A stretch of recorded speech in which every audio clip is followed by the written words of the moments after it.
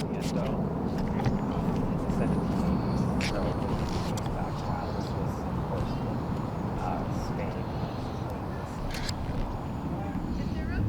Their use.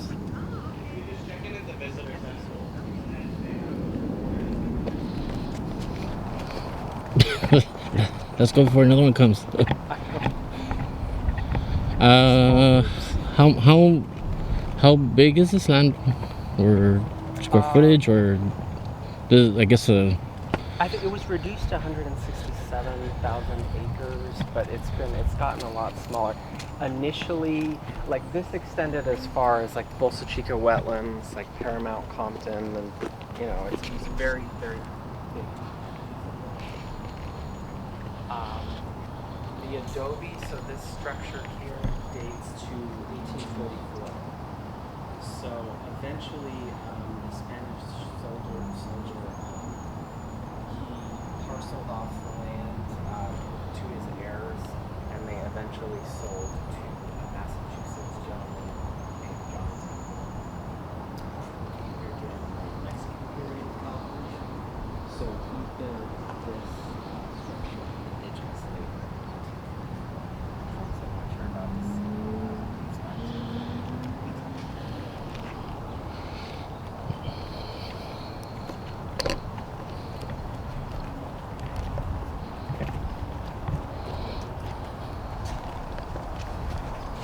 There's a bunch of stuff here.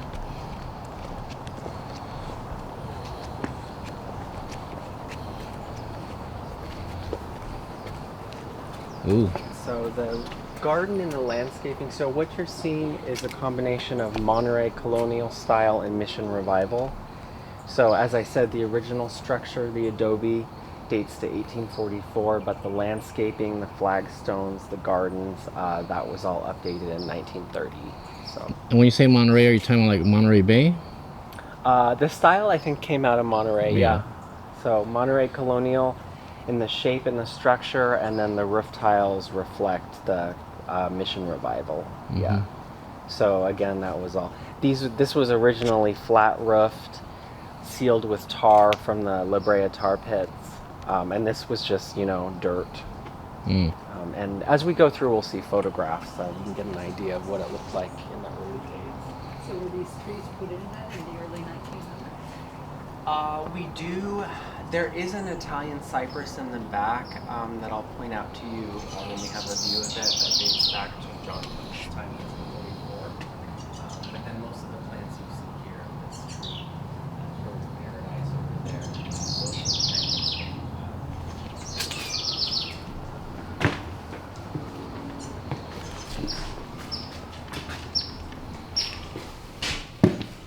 So John Temple, he would have an appointed ranch manager to kind of oversee ranching operations. He was typically living in Los Angeles.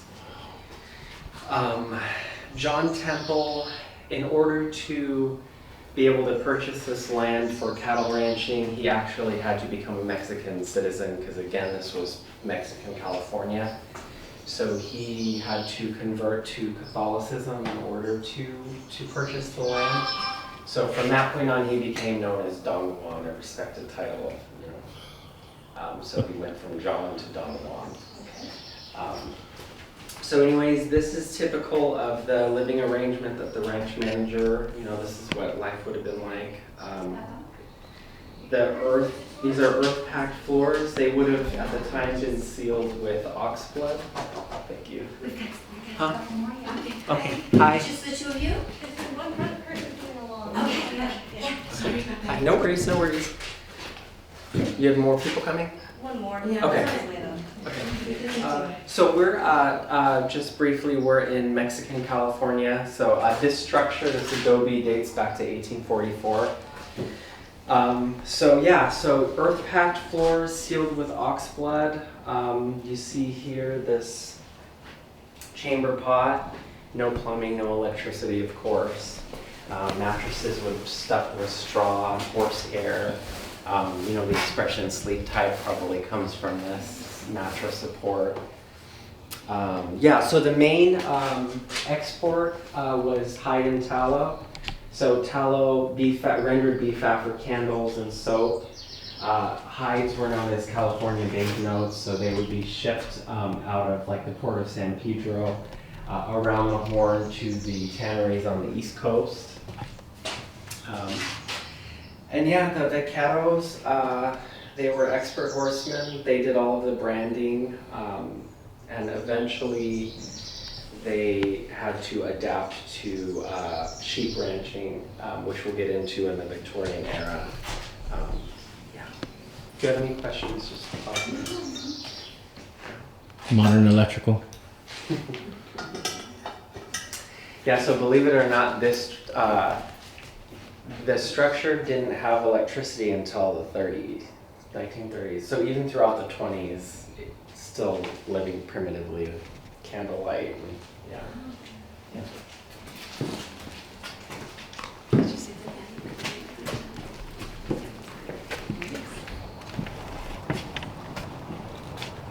And if y'all are ever here in December, we have an open house where we have people in costume and kind of telling stories. So it's really fun.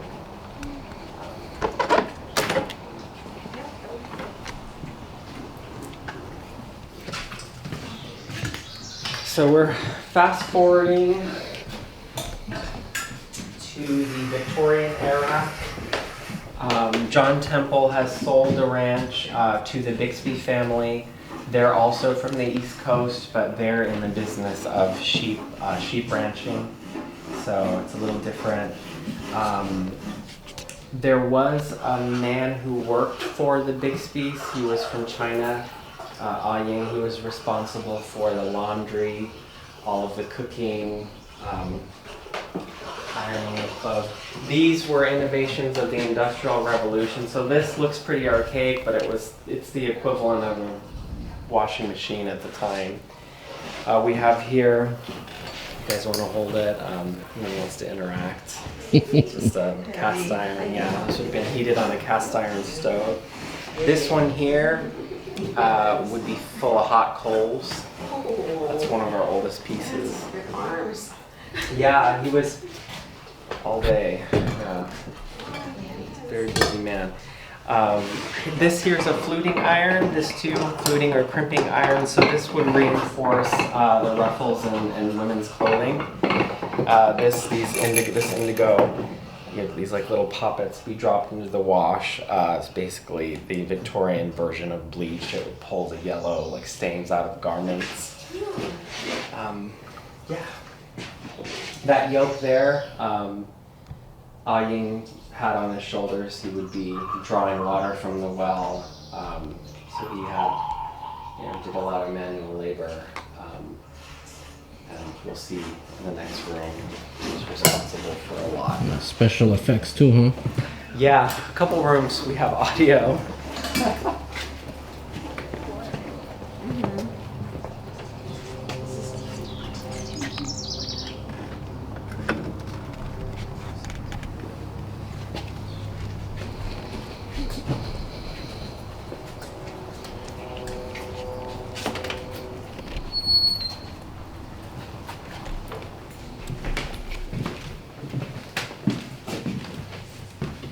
Wow.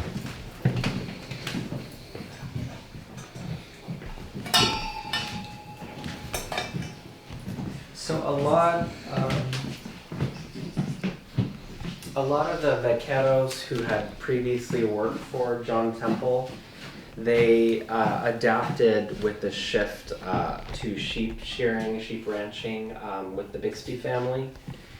So this photograph was taken in 1872. This is some of the former vaqueros, and these are the men now posing with their shears. So if you guys can take a look at that if you want. It's from 1872. There's even one guy posing like with the shears, like bunny ears, behind one of his co-workers. So, it's like, we're not that different from these people at the end of the day. So there were, at a time, there were probably about 300,000 sheep on the property. So there were quite a few 300,000. And the way that they kept track of them, believe it or not, notches on sticks. So a notch accounts for 10 sheep, and that's how they kept track of these animals. Yeah. Any questions so far? Yeah. And so there were 2 sheep shearing seasons. Of course, you know, this grindstone here is they would sharpen their shears here. They would shear the sheep, run them through a ditch that was full of sulfur and tobacco to kind of treat, you know, them for insects or bug bites after they were sheared. And then they would receive tokens per fleece and exchange these for payment at the end of the week. You mean like the owner or the head rancher would give them that? Or Yeah, the ranch manager would is that credit or something? distribute those tokens, and they're stamped JB for Jotham Bixby. And I'll show you his brand too outside. Is this the same Bixby like the street Bixby in Long Beach? Yeah, it's associated with the Bixby family, and there were waves of Bixbys. So the Victorian era Bixbys, once they left, they were gone for a while throughout the period of the 20s, which we call the tenant era. And there was another wave of Bixbys that came in the 30s, and they're responsible for the remodel and the landscaping. So I know it's kind of a confusing history, but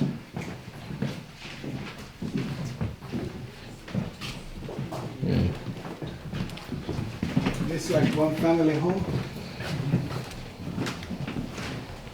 so going back to Ying, who I had mentioned in the laundry room, he was not only responsible for all of that, but he cooked 3 meals a day for the Bixby family. And again, they were East Coasters, so they had a pretty muted palate. So he was cooking for them. He was also cooking 3 meals a day for the workers who had, you know, different tastes, spiced, seasoned food. So Aying was a very versatile cook. He learned how to cook for the workers, for his employers, 3 meals a day for all of these people. So he was constantly working. There were no row crops on the property, so the vegetables did come from Los Angeles with a Chinese peddler. So that's where Aying would have gotten his information from his community. But they did cultivate fruit here for jams and preserves. There was a big dairy operation in the opposite wing, so they also made cheese and butter, which, you know, they didn't have refrigeration, so whatever they could that would last the longest. Yeah. There's a sausage maker here. So this is here. Put the meat in, make the sausage. Here's an old waffle iron. These are churns for butter making. Yeah, this is the light we'll get, huh? If it was at any time of the day, even back in time, no candles. Yeah, they had to light everything by candlelight. Thankfully, they had plenty of tallow, so they would. Again, no electricity and no plumbing until 1930, and we'll get into the house shortly, but yeah.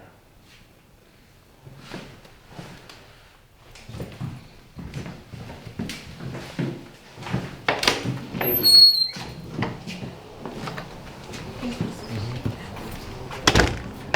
Afterwards,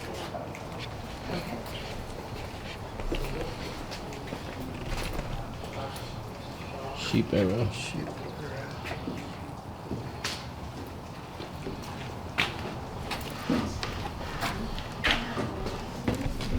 so those up there, those were vents. So those would suck the smoke out of the room. And this here, this bellow is very old. Basically, this would stoke the forge. Wow. And this, at one point during the 1930s remodel, this did become like a living area, so they recreated the forge with the fireplace, and that fireplace is actually a resistance that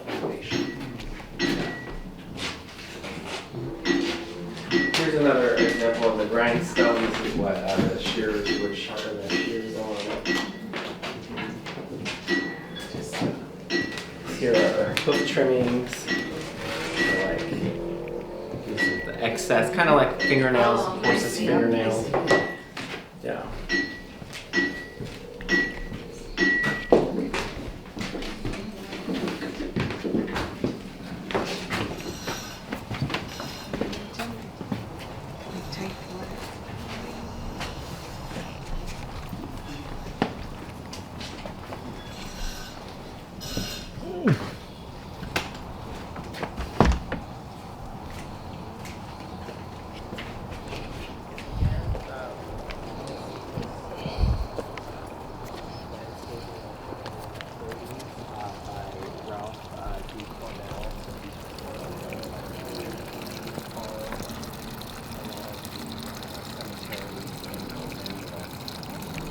Pretty well known.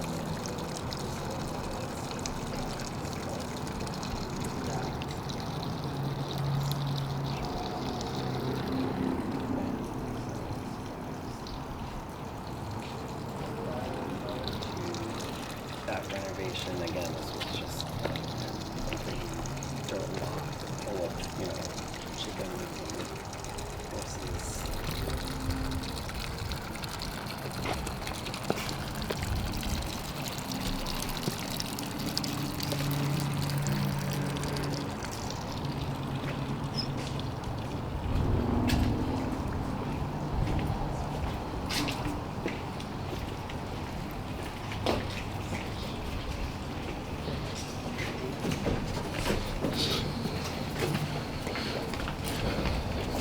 That's what they call it prisoners. I know, it's pretty ominous. Wow.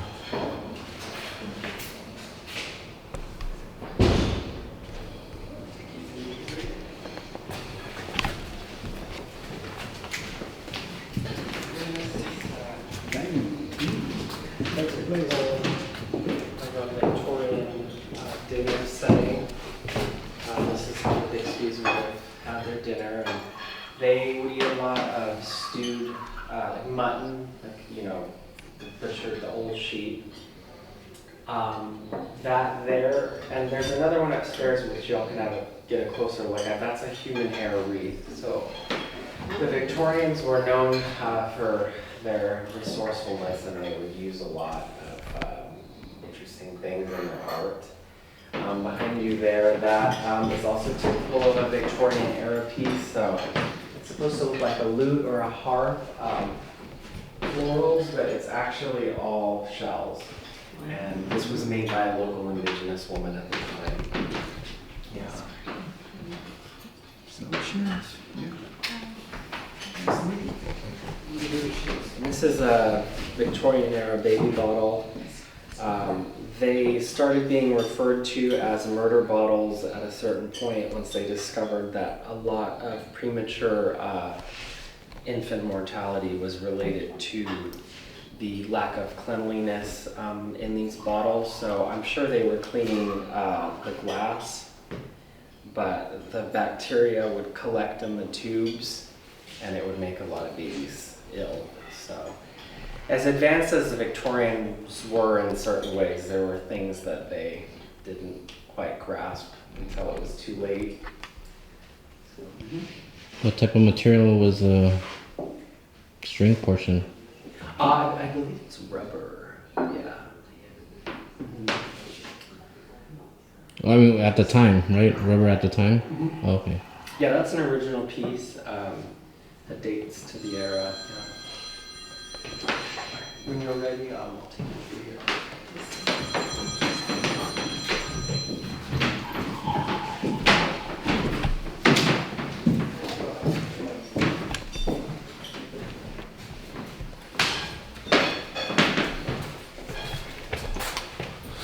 It's nice and cool in here.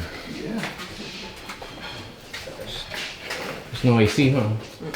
So this is an 1873 lithograph of Los Angeles, so I just like to point this out because it really puts into perspective how much Los Angeles has changed and how quickly it's changed. That's full of skyscrapers now. Back then it was sight lines to the Pacific and orange groves, and so things change rapidly. Okay, we'll go upstairs.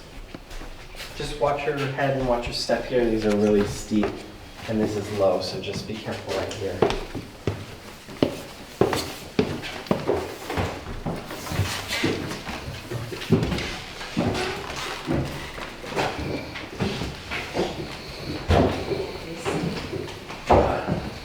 Wow.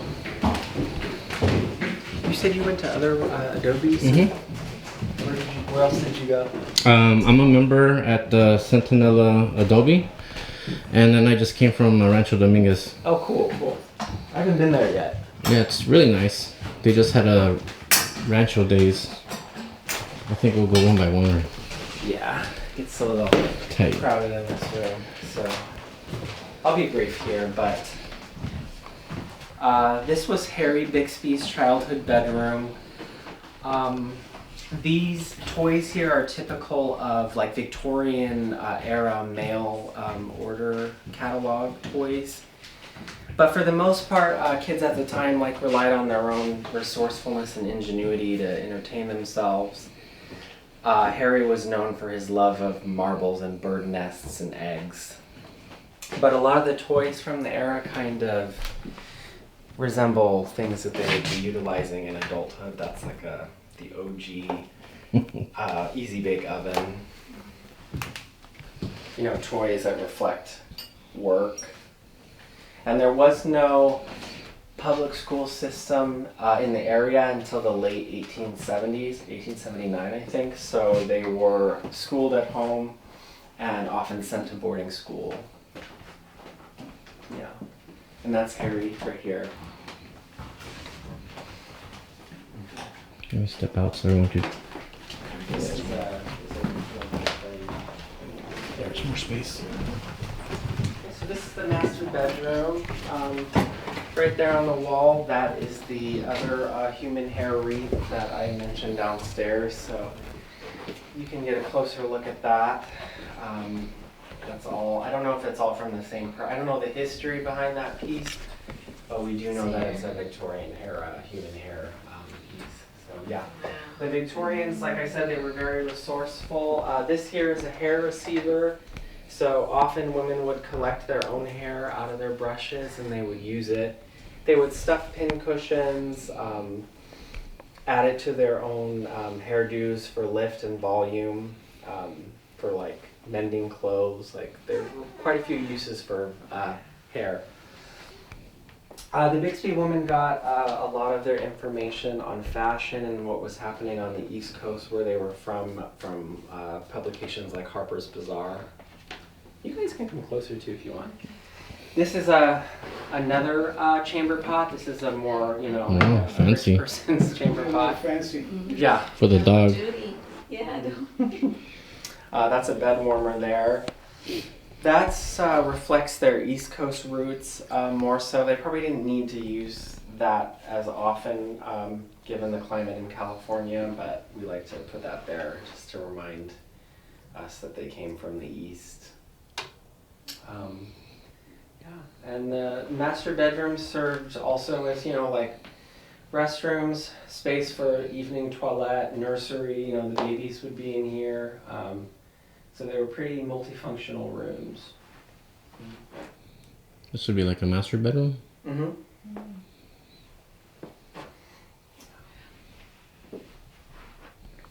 You know, if y'all have any questions. That's just a small bed for now. Would you pull the bedroom there? So there's an extension of this room, and I've actually never been back there, but I know they're working on it, hopefully extending the museum. So I'm interested to see what they do with that. Yeah, I absolutely. think there's a dumbwaiter back there and like a antechamber, like with another bedroom or something. Yeah. Okay. A walk-in closet. No, who knows?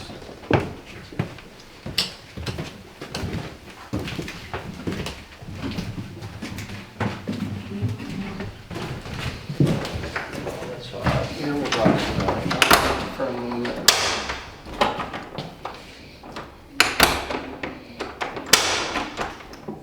struggle with the door.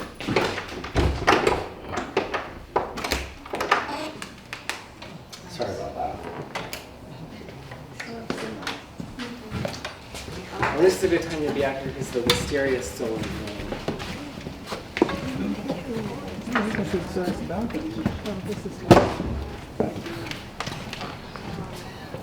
Wisteria? Right on the end, yes. So,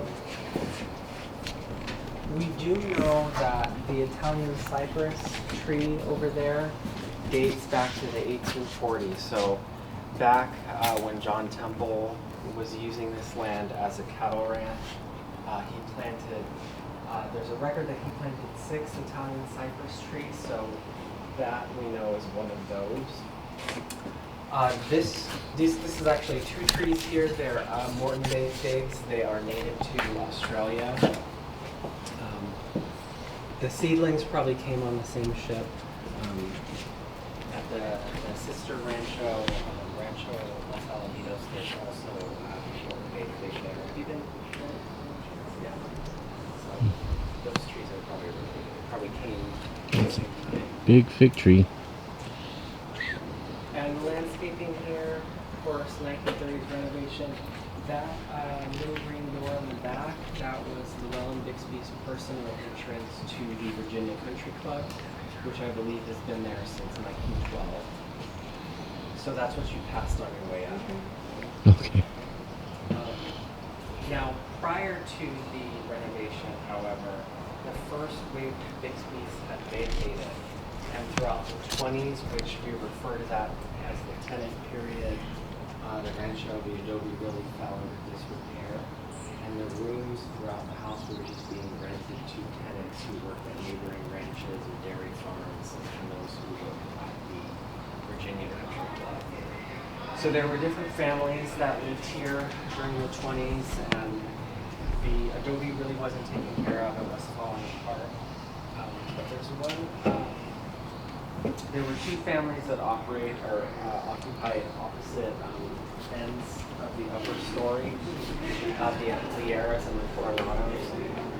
The daughter and the son from those respective families met while their parents were living here, and they actually got married, and they celebrated their 80th or 70th anniversary here to the property. So, When was it? I don't know. I want to say. Maybe.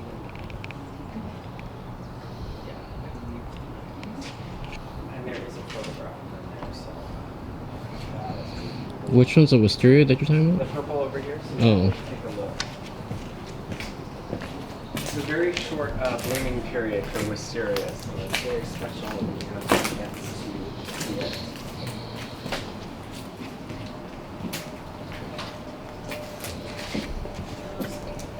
Yeah. Wow, pretty big garden.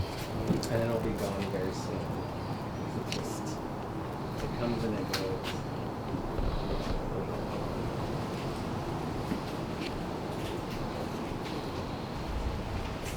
And you can kind of get a little glimpse into that other room. Oh, through there, excellent. yeah. Okay, here. Big glimpse. It's sort of like a little. It's a day room. Yeah, lovely. Yeah, that makes It's sense. like a whole other suite back here, so like a whole Yeah. family could live in here, doesn't it? Yep. So the mosquitoes don't come in, or Yeah. Very nice. we didn't go that way, no. Yeah. And are there still some out here? No, but that's definitely what they would have done for, for the chamber pots. Yeah, and there was, money not coming here until the 1930, after the tenant period, when the Bixby's returned, another wave of the Bixby family, and, refurbished the Rancho, which was in very bad shape. by They the do end of have the actually working bathroom now? 20s. Yes. They went on 1930s. Yeah. Okay. So we'll move on. I will point out that portrait as well. I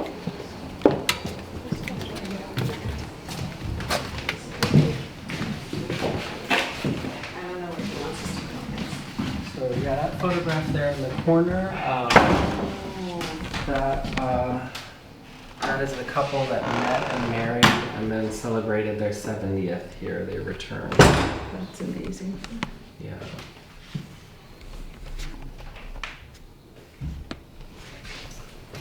Yeah, this, so right here, one point, this was actually the master bedroom. Stretched, but this was not open as it is. But during the remodel, Llewellyn took it, cleared it out and reopened it again. At one point, this was like a dance hall, so guests would be entertaining down there. Up here would be musicians. And the door chimes are usually here. I think they're restoring those, but that's pretty interesting to see. So yeah, so what you see there, so everything we've seen so far, as far as like furniture and decor, has all been Victorian era. What we see when we get downstairs, that's a reflection of Llewellyn Bixby's 1930s renovation. So that's a typical 1930s den.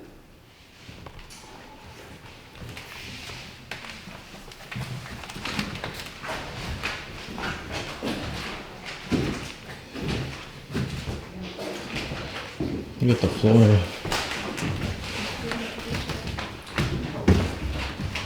Careful on your way down. Such a beautiful place.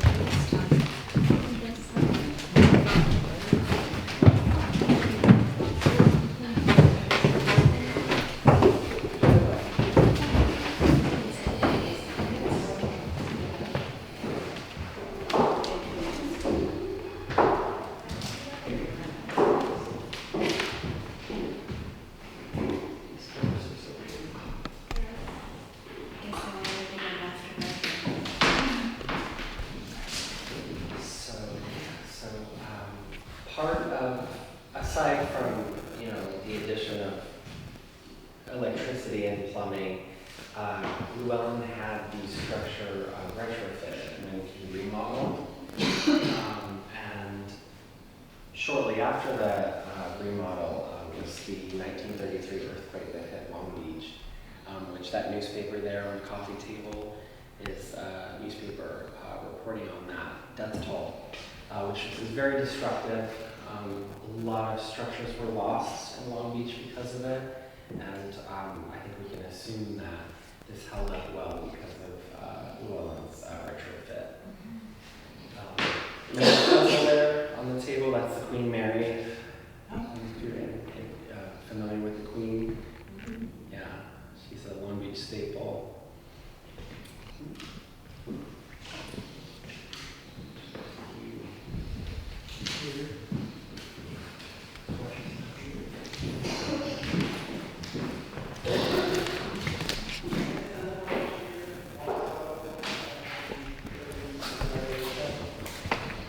Again, prior to that, this was all dirt all the way up to the wall. When people would come and do business with Jotham Bixby, they would tie their horses right up here. So these iron bars are original. This here is worn down from horses that were tied up being, chewing on the frame of the window. So when Llewellyn remodeled, he decided he wanted to preserve that with respect to the history of the house. So he decided to keep that feature. On this window only. Yeah, they'd be, because Jotham's office was in here at one point, so horses would be tied up right there and they would do their business with Jotham.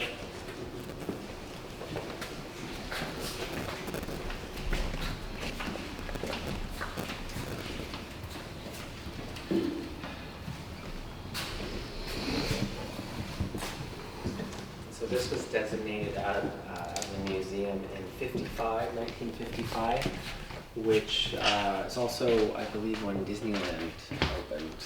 Mm-hmm. So this is actually an active branch of the Long Beach Public Library. So while these don't leave the property, but you can make an appointment if you want to interact with any of the texts. You can do research here.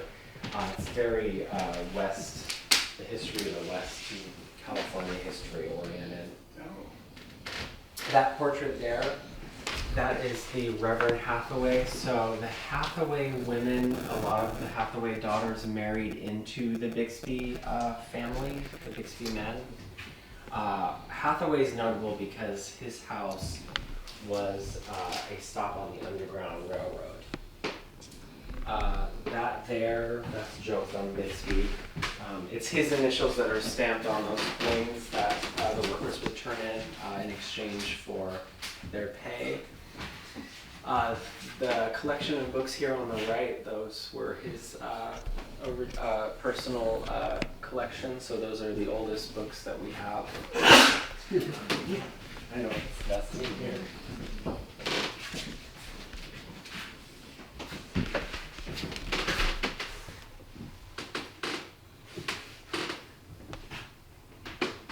Pretty cool.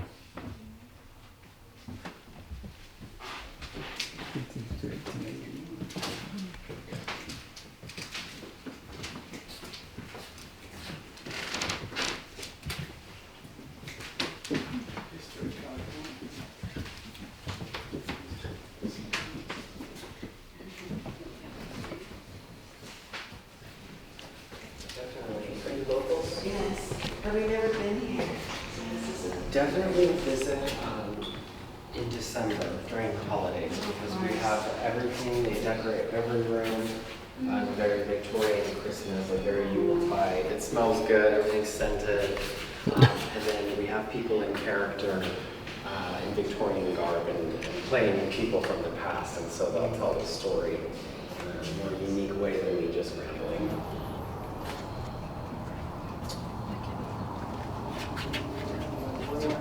Copper.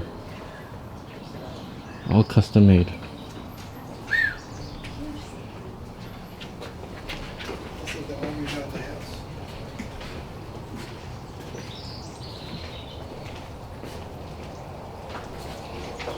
So that period of decline that I mentioned in the 20s, when these were tenant rooms, these photographs here just gives you a glimpse of the poor shape that the adobe was in. Came close to losing it. But a lot of what we know about the property and the history is because of the tenants. So, well, this is Manuel Concepcion, so that's the couple that got married and celebrated their 70th year. That's her wedding dress right here. This was her dress. For something similar to what she wore in the photo. So they were interviewed extensively about what they remember about living here, and a lot of the tenants were as well. So it's a good place to get some more information. So this is the disrepair you're speaking of? Yeah. Wow, that's a big difference. So this was throughout the 20s. Again, this was before plumbing, before electricity, so they were still living very basic.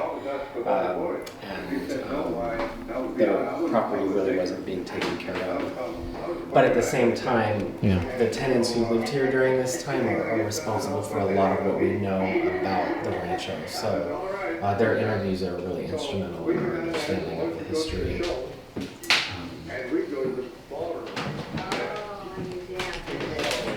So this is where I'll let you go. Thank you for visiting today. And if you have any other questions, let me know. We also do garden tours. I'm not trained for garden, but if you're interested, I can pass you to someone who can show you around.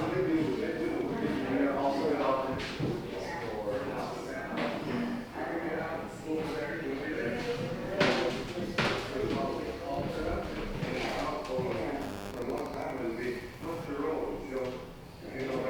Yes, I know. And in those days, they used to use that as a powder. And you used to pick it up just to make that yourself. And then the years, they came in that contact with it, in this jar, little jar. And big. Another one was one of our ingredients that we still part of that. This is grass. This is where we, like a mortar and pestle, that's where you ground down acorn or beans or wheat. And the wheat, Well, we got one we still need a back there. bones too. We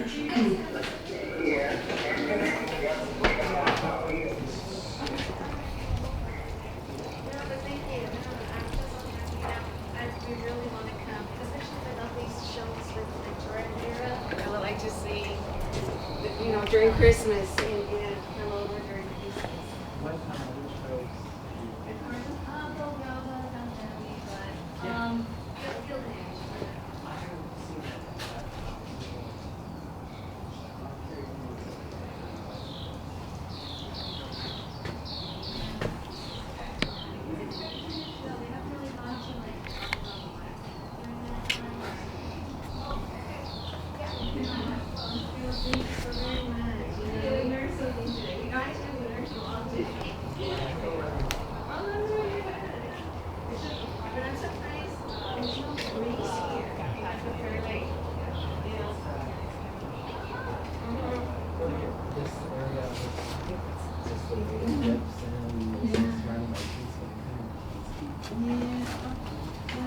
Again, thank you, thank you.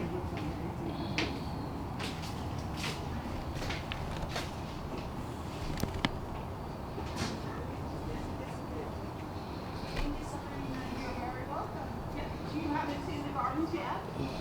Yeah, so did you want to see the gardens? Yeah, so if you go to the main garden here, and then you go right back there, and that'll take you.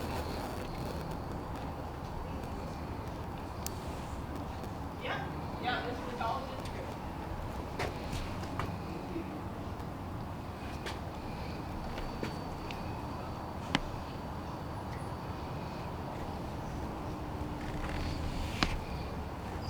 Okay, I didn't hear the part. Well, who's the artist who designed that fountain?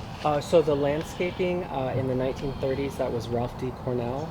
He's responsible for Torrey Pines, and then the UCLA, UCLA. grounds at UCLA. Yeah. Awesome. And as far as the house, that was Kenneth Wing, was responsible for the restructuring of the house. The remodel, yeah. Very nice. And there you have it, the entrance to the adobe, and this way to the winding garden.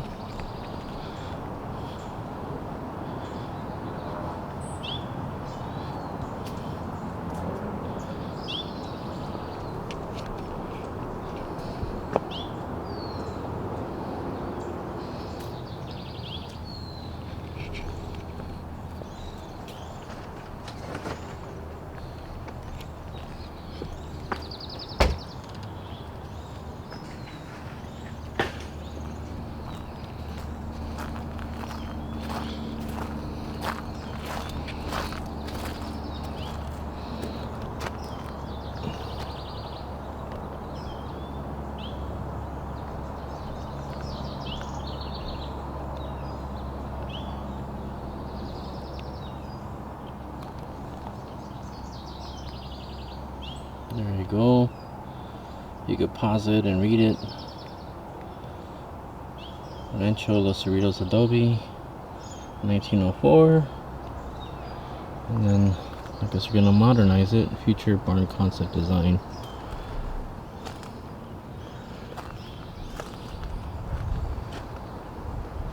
Where is it? The barn. Is it down there? I don't know. Picnic area. Looks like a little place to hang out. There's a garden over there.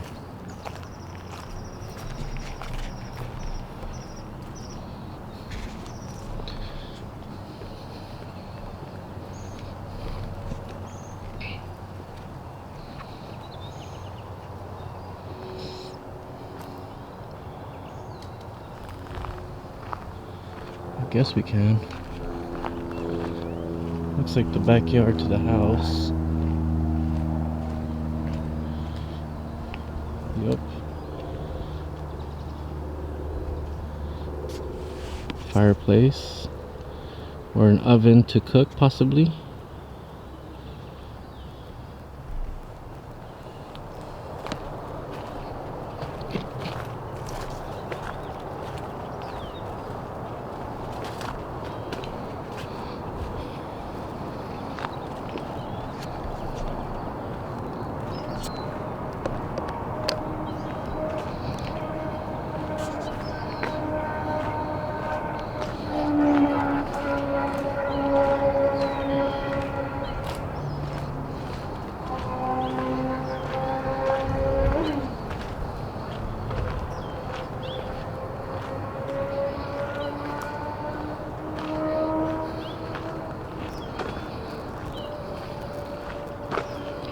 Nope. I don't think we're supposed to walk this way. It's roped off. So they're separated. I want to walk through, but we're not supposed to. Let's go back up this way.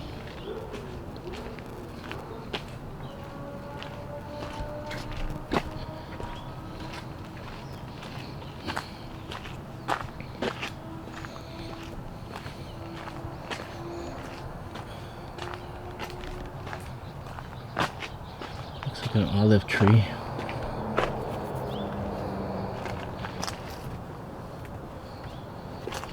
Ooh, big steps.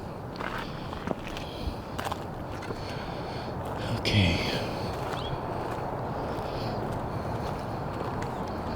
Need some exercising.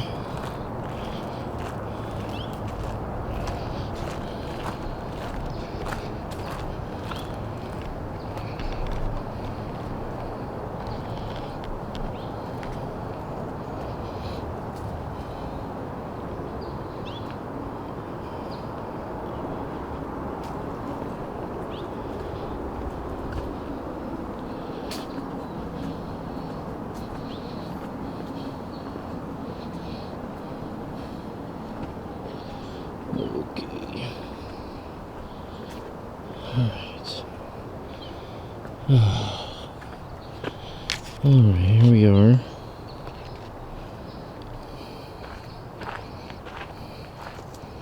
Walking the garden. Ooh, something's moving. Little lizards. There's one right there by the cone. It's gonna cross the path. There it is. Let me center this. There's one on the dirt. He's on the rock now.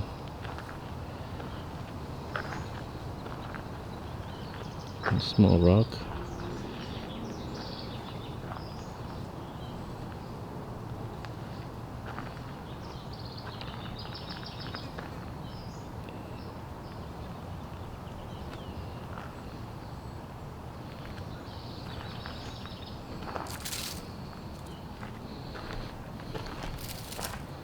Yeah, alright. Pretty cool, I guess maybe like a makeshift creek. Or just the water could dissipate.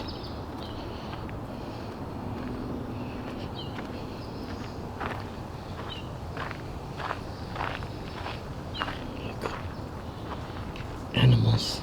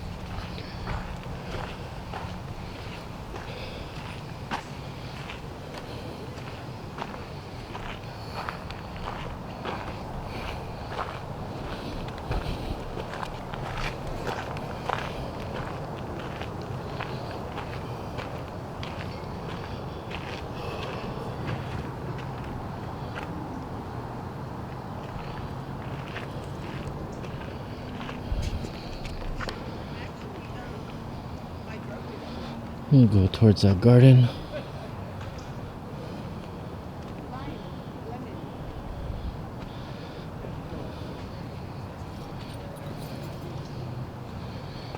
But first, go to the visitor center. Use the restroom.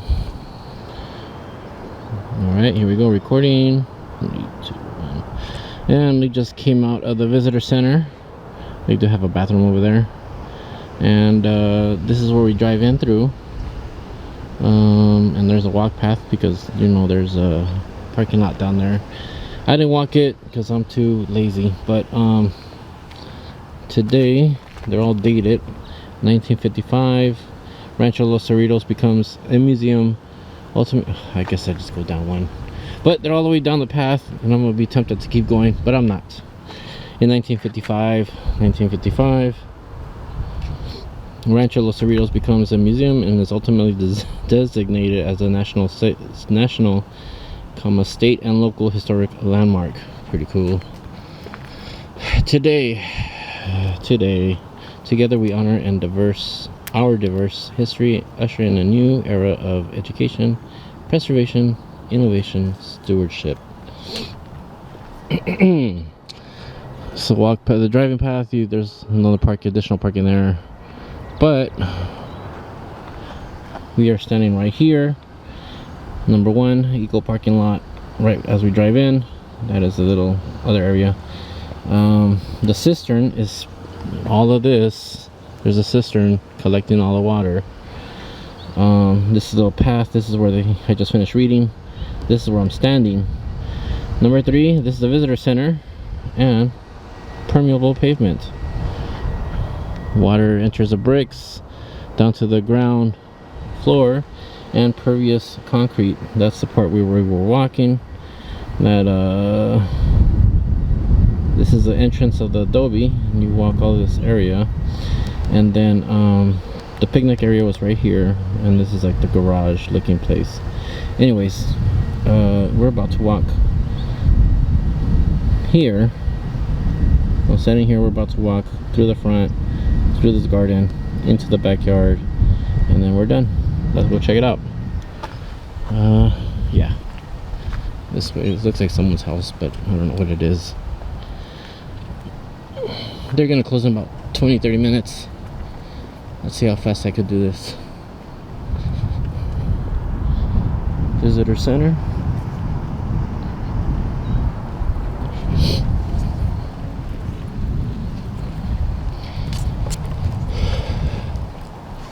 So the place is free to walk through. All donation. And if you ever go to a place like that, yes, please donate something. $1, $5, $10, $20.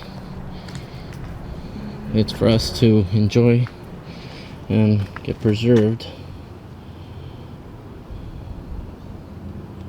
That is a symbol.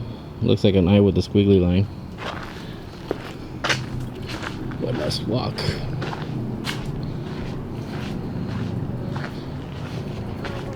Lots of trees here.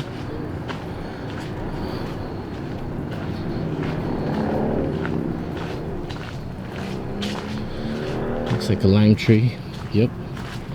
Lime. Lemon. No lime.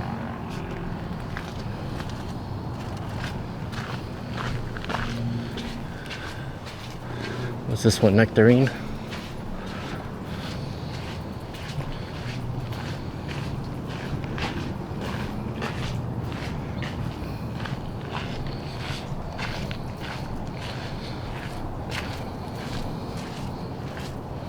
Alright, and we're entering the backyard. This is...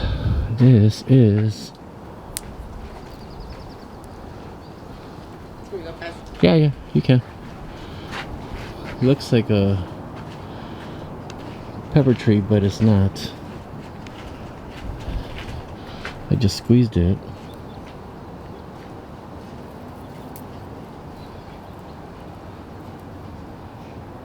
It is a pepper tree.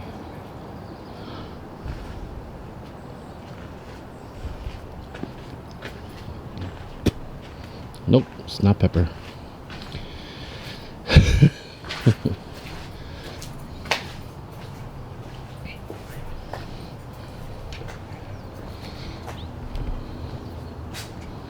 Birds of paradise.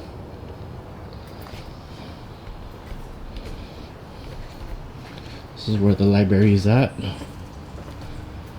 Oh no, it's not. It's a den. Den opening.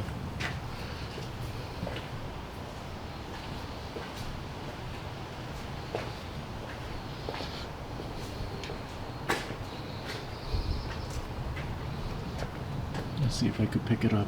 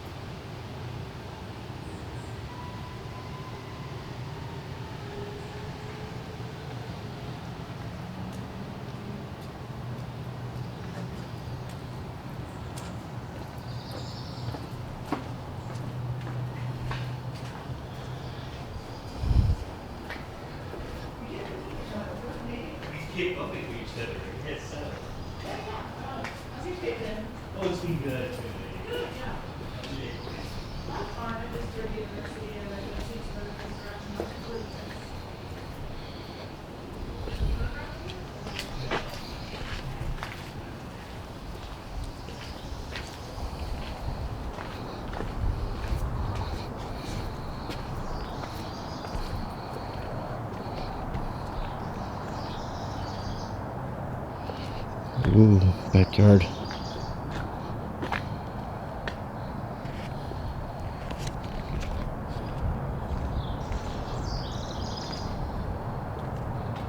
Pretty nice.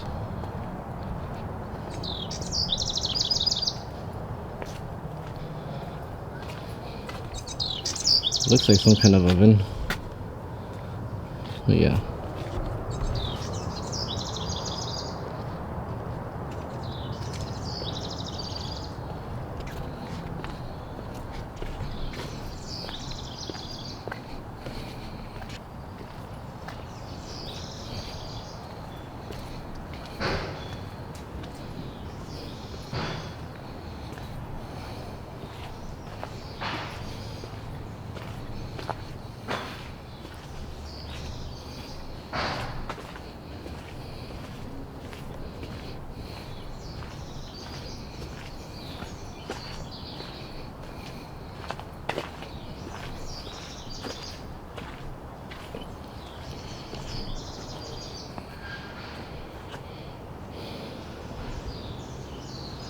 It's a huge tree.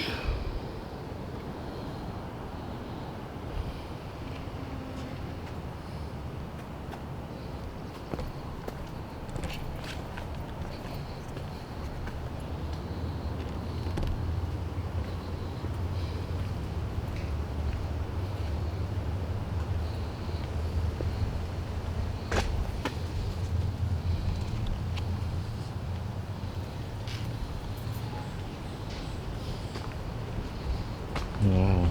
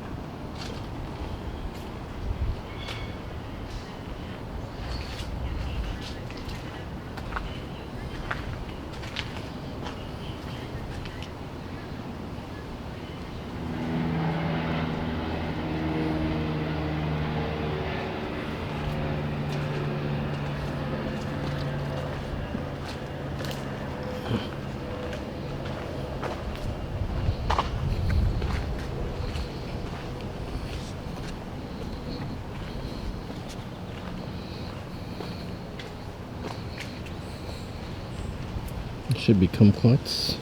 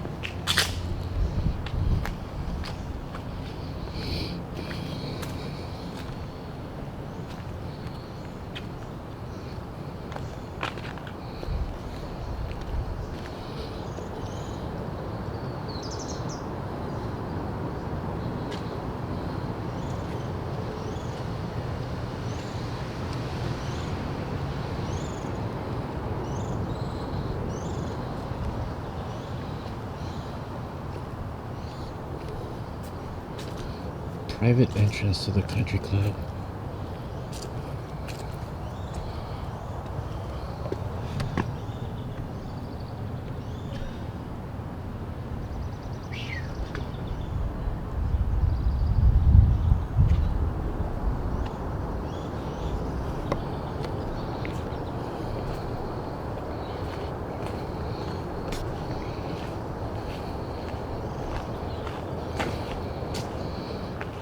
Just noticing the bricks.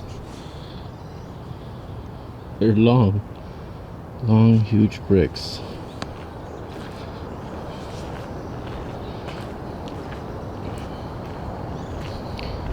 Cool little place to hang out. Maybe I'll take a picture.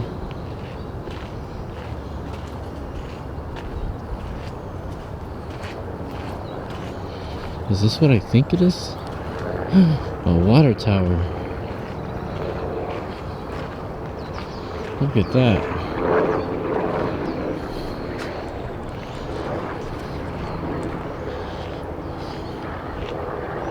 Sundial.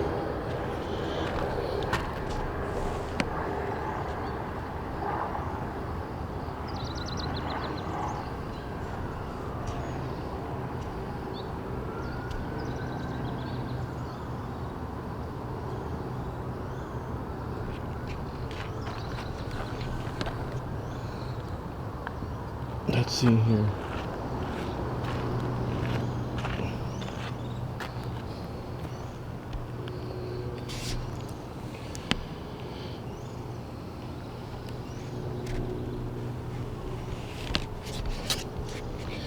Well, according to the sun, I already passed the 3 mark, so this is gonna be 4. So if that's 315, 330, 345, and somewhere between, so I would say 350. This place does close at 4 anyway, but 350. Let's see, let's look at my clock. 344 Saturday, March 345 Saturday, March 21st. Cool sundial. That's my shadow.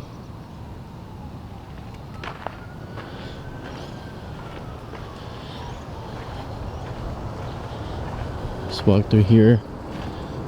Water tower.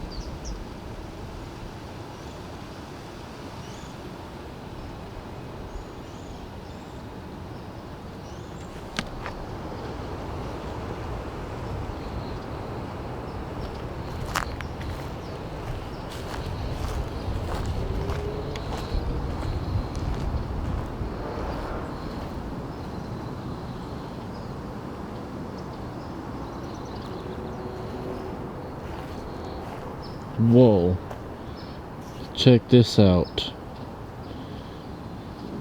Now that is a huge cactus. I've never seen this in my life. Probably dangerous. This thing could probably break and fall. This limb has already lost it, but oh my gosh, this is crazy. Look at this thing.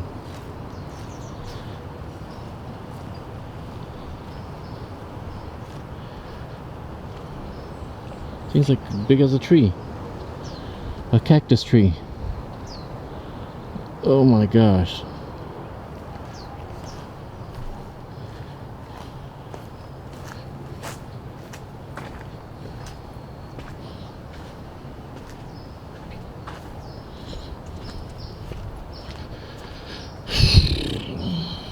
Well, that will do it for today.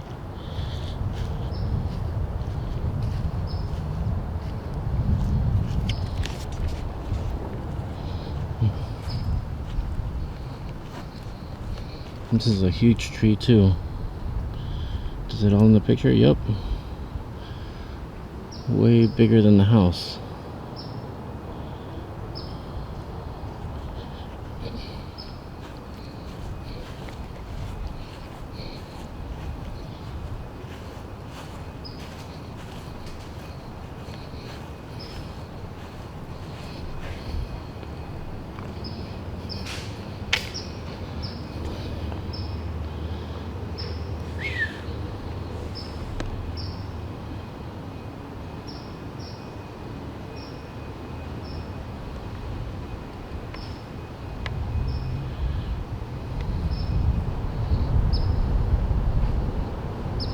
Cerritos Rancho.